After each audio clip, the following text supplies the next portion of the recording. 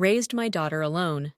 After her mom left, but now she expects me to pay $100,000 for her wedding. So I'm a 52-year-old single dad to my daughter Sophia, who's 26 now. Since she was 8, it's just been the two of us after her mom, Melissa, left us for another guy and moved clear across the country. That was a seriously rough time, but I did everything I could to give Sophia a good life. I worked my butt off life as an accountant, pulling long hours and even weekends to make sure we were financially stable. I made sure Sophia had everything she needed, from a solid education to all her extracurriculars, and tried to be there for her emotionally. I still remember that day Melissa left like it was yesterday. I came home from work to find her suitcases by the door, and Sophia crying her eyes out on the couch. Melissa dropped the bomb that she had met someone else and was leaving that night. She didn't even say a proper goodbye to Sophia, just kissed her on the forehead and walked out. Those first few months were brutal. Sophia would cry herself to sleep every night, asking when mommy was coming home. I'd hold her, trying to explain, but how do you even tell an 8-year-old that her mom chose a new life over her? I was grappling with my own grief and anger while trying to stay strong for her. We slowly found our new normal. I learned to juggle work and single parenthood, often feeling like I was failing at both. I'd rush home from the office to make dinner, help with homework, and try to give Sophia the attention she needed. Many nights, I'd collapse into bed exhausted, wondering if I was doing enough. But despite the challenges, Sophia and I were close. When she was younger, we'd hit the park every weekend, tackle her homework together, and have movie nights with homemade popcorn. She was such a bright, curious kid with a huge heart, always making birthday or Father's Day cards filled with glitter and sweet messages about me being the best dad ever. But as she grew older, things started to shift. My sweet little girl turned into a moody teenager, seemingly overnight. Hanging out with Dad wasn't cool anymore. She started pushing boundaries, staying out late, and running with a crowd I wasn't too thrilled about. We clashed a lot during those years. I remember one particularly nasty fight when she was 16. She came home way past curfew, smelling like alcohol. When I confronted her, she exploded, screaming that I was ruining her life and that she wished she lived with her mom instead. That one stung. I knew she was just lashing out, but it still hurt. Even with the rocky patches, I did everything I could for Sophia. I paid for her to attend a good college, covered her rent for an off-campus apartment, and even bought her a car for her 21st birthday. Looking back, maybe I was overcompensating because of the guilt I felt from her mom leaving. I just wanted her to have the best life possible. During her college years, our relationship improved somewhat. She'd call home more often, and we'd have nice chats about her classes and future plans. I started to feel like we were turning a corner. I was so proud of the young woman she was becoming and looked forward to seeing where life would take her. Sophia started dating Alan, her now fiancé, about 4 years ago, not long after she graduated college. I had my doubts about him from the start. He comes from a wealthy family and has never really had to work for anything in his life. His parents own a successful real estate company, and Alan has a cushy job there thanks to nepotism. He drives an expensive sports car, wears designer clothes, and has that annoying air of someone who's never been told no. The first time Sophia brought Alan home, he walked in like he owned the place, barely bothering to shake my hand. Throughout dinner, he made subtle digs about our small home and was shocked when I mentioned having to work late sometimes. It was clear he looked down on us for not being as rich as his family. On the surface, Alan is charming, always ready with a smooth compliment or a funny story at family gatherings, but I always felt there was something off about him, especially the way he'd make snide comments or act surprised when I mentioned everyday financial concerns. It was like he couldn't fathom that not everyone had unlimited funds at their disposal. I tried to overlook my concerns because Sophia was head over heels for him. She'd gush about how Alan treated her like a princess, taking her on lavish dates and buying her expensive gifts. I worried he was love-bombing her, but whenever I tried to gently bring up my concerns, Sophia would accuse me of being jealous or trying to ruin her happiness. So I mostly kept my thoughts to myself. As Sophia and Alan's relationship progressed, I noticed changes in her. She became more focused on material things, always talking about the latest designer handbag or the fancy restaurants Alan took her to. She started making comments about how she couldn't wait to live the kind of lifestyle Alan's family enjoyed. It felt like the down-to-earth girl I'd raised was disappearing. Fast forward to 6 months ago, Sophia and Alan got engaged, and she immediately dove into full-blown wedding planning mode. At first, I was thrilled for her. Every dad dreams of walking his little girl down the aisle, right? But things quickly went off the rails. Sophia started talking about having this massive, elaborate wedding at some fancy vineyard resort. We're talking 300 plus guests, a weekend-long affair, the works. She wanted a designer dress, a 10-piece band, gourmet catering, the whole 9 yards. When she showed me the estimated budget, I nearly fell out of my chair. It was well over $100,000. I sat Sophia down and tried to have a reasonable conversation about finances. I explained that while I wanted her to have a nice wedding, I simply couldn't afford to shell out that kind of money. I walked her through my finances, showing her that between my mortgage, car payments, and trying to save for retirement, there just wasn't $100,000 lying around. I offered to contribute $20,000, which I thought was more than generous, considering my financial situation. Sophia flipped out. She started crying and yelling about how I was ruining her dream wedding and didn't love her. She brought up every expensive thing I'd ever bought for myself, like my fishing boat or... So, last year I bought this new TV to show I had a bit of extra cash, but she totally ignored the fact that I'd been saving up for years to get it. I couldn't believe her reaction. This wasn't the daughter I raised. I tried to talk some sense into her, suggesting ways to have a gorgeous wedding without blowing the budget. I even offered to help her make some DIY decorations or find a cheaper venue. But Sophia wasn't having any of it. She stormed out, slamming the door behind her. The next few weeks were a nightmare. Sophia kept pushing for a more extravagant wedding, sending me photos of dresses that cost more than my car, or links to ridiculously expensive venues. Each time, I'd gently remind her of my budget, and she'd get all upset and give me the silent treatment for a few days before starting up again. It was exhausting. Alan got involved too, making everything worse. He'd make passive-aggressive comments about how his parents were willing to do whatever it took for Sophia to have her dream wedding, unlike some people. He even had the nerve to suggest I take out a second mortgage on my house to pay for the wedding. When I said no, he accused me of not caring about Sophia's happiness. I tried talking to Alan's parents, hoping they'd be the voice of reason. Big mistake. They were shocked that I wasn't willing to give up everything for my only daughter's special day. Alan's mom even offered to loan me the money, but with a condescending pat on my arm that made my blood boil. I left that conversation feeling angry and humiliated. About a month ago, Sophia showed up out of the blue one evening, all smiles and sweetness, which immediately put me on edge. She sat me down and started raving about this perfect venue she'd found, but they needed a 50% deposit to hold the date. Before I could even respond, she dropped the bomb. She needed me to write a check for $30,000 right then and there. I was floored. I told her no way, reminding her that I'd already committed to $20,000 in total. Sophia's demeanor changed instantly. She started screaming at me, calling me selfish, and accusing me of never loving her. She brought up her mom leaving and said I was abandoning her just like her mother did. She accused me of loving money more than her and vowed she'd never forgive me if I ruined her wedding. It was like she'd completely changed into someone I didn't recognize. I stayed calm and told her she needed to leave, and she stormed out, slamming the door again. I thought she just needed some time to cool off and that we'd be able to talk things through in a few days. I had no idea what was coming next. The following week, I noticed my savings account balance was much lower than it should have been. After digging around, I discovered several large withdrawals I didn't recognize. My stomach dropped as I realized Sophia had stolen my debit card information and drained nearly $20,000 from my account. I immediately called the bank to report the fraud and cancel my cards, then tried calling Sophia.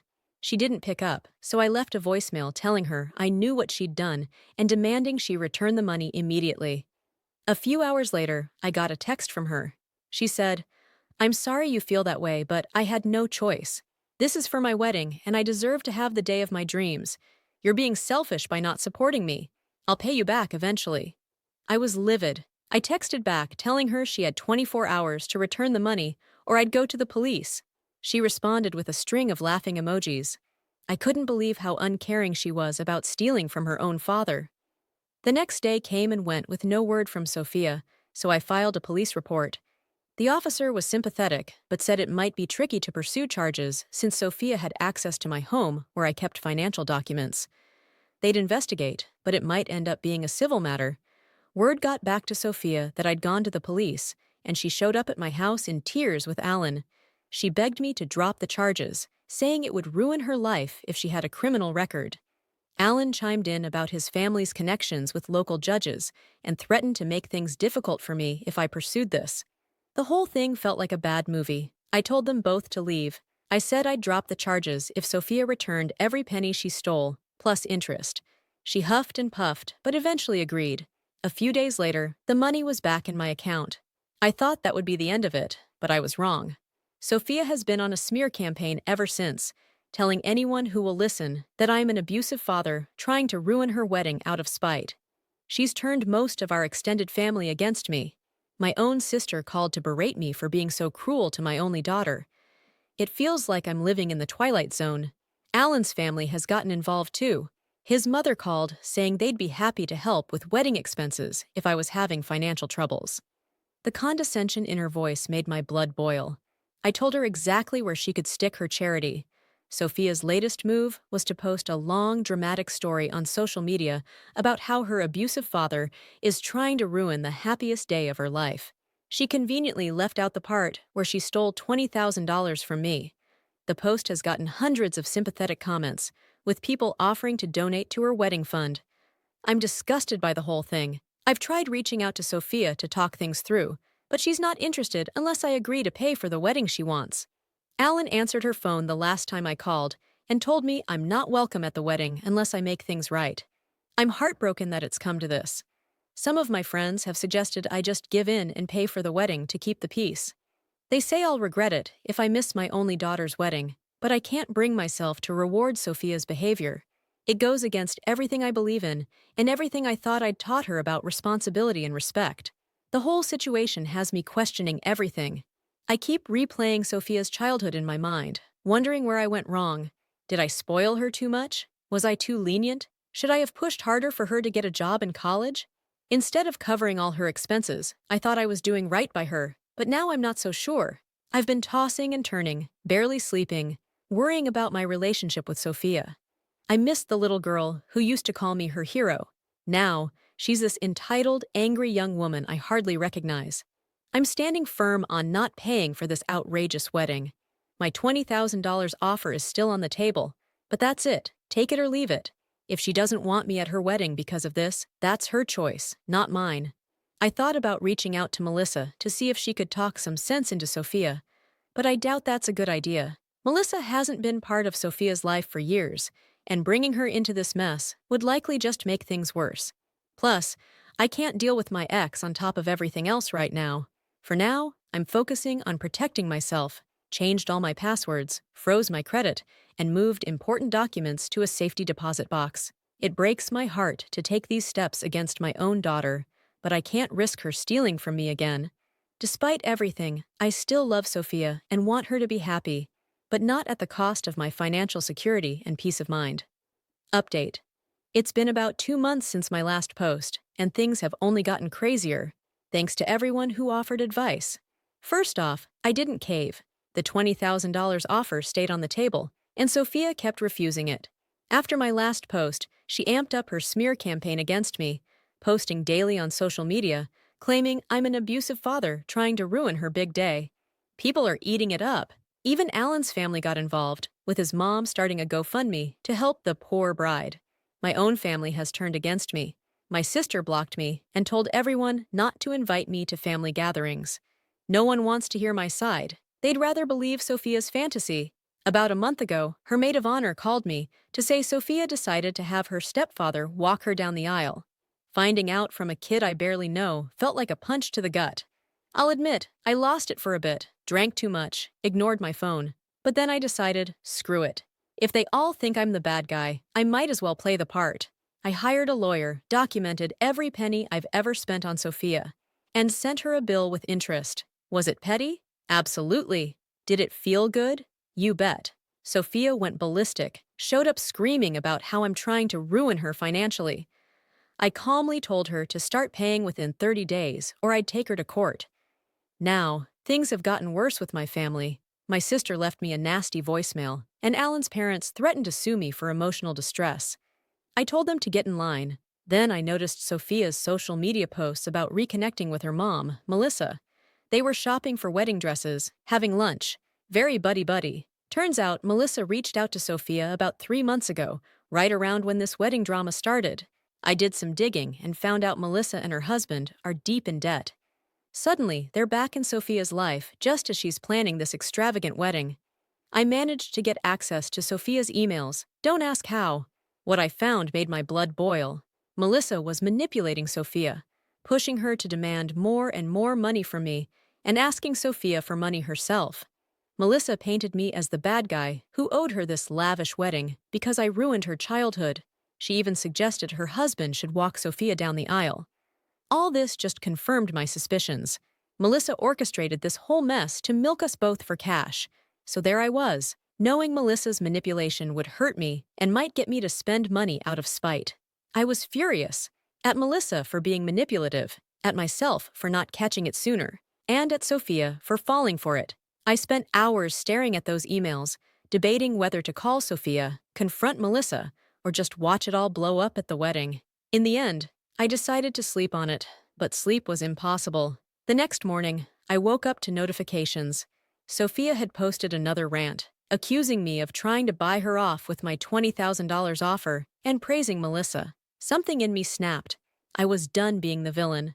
I spent hours pulling together financial records, every penny I'd spent on Sophia, and posted it for everyone to see. The response was wild. Angry voicemails from Sophia, threats from Alan's parents, and a few supportive messages from family. Melissa vanished from social media, and I heard she and her husband left town suddenly. The wedding venue called me about unpaid deposits, so it looks like things might be falling apart on their own. I feel guilty for potentially wrecking my daughter's life, but also relieved the truth is out. From now on, I'm looking out for myself. There might be more drama, but for now, I'm going to pour myself a drink and try to rest. Update. 3 weeks later, things got even crazier. The wedding's off. Sophia and Alan missed the final payment. Turns out, Melissa and her husband emptied Sophia's accounts and disappeared. Sophia's broke in debt and facing possible fraud charges. Alan called me, frantic. I met with them, and Sophia apologized, but I didn't immediately forgive her. I need more time. Meanwhile, Alan's parents, who initially threatened to sue me, have now disowned him. They're furious he let Sophia give Melissa access to their money. So now, I'm deciding whether to help Sophia and Alan.